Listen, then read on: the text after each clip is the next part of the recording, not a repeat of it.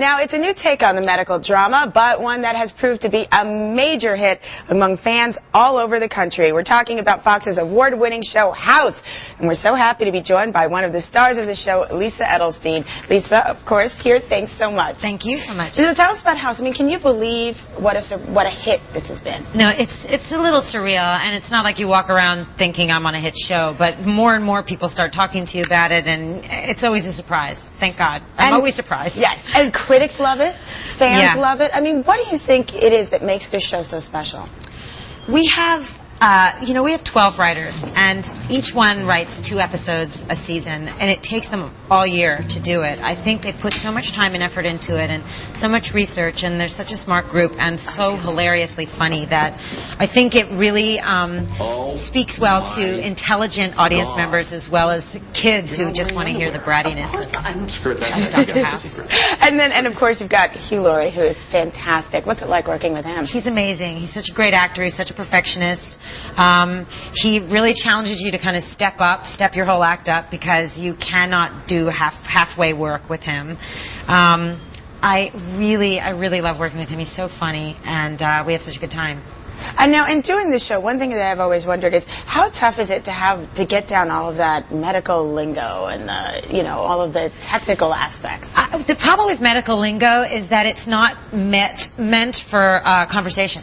So, anaminone can cause arrhythmia and thrombocytopenia. Is not something you throw around every once in a while, or put him on clindamycin for cryoglobulinemia. I made that up, but not the cryoglobulinemia, but the medicine. Yeah, I've become very good at making things sound like they actually mean something. Wow. But is it tough? I mean, how hard is it to have to memorize that stuff every week? And you don't get all the worst of it. No, on the show. I really don't. Yeah. I think Hugh gets like tomes of dialogue. He really has such a challenge. For me, it's mostly telling Hugh not to do something, and then every once in a while I get a medical term.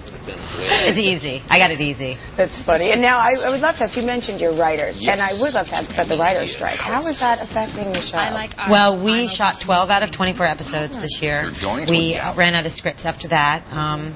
We're out there supporting our writers on the picket lines, and I hope this strike ends soon. It is a really horrible situation for a lot of people, and at the same time, it is the right thing to do. It needs to happen. This is a really important subject matter. This is the internet. This is the future.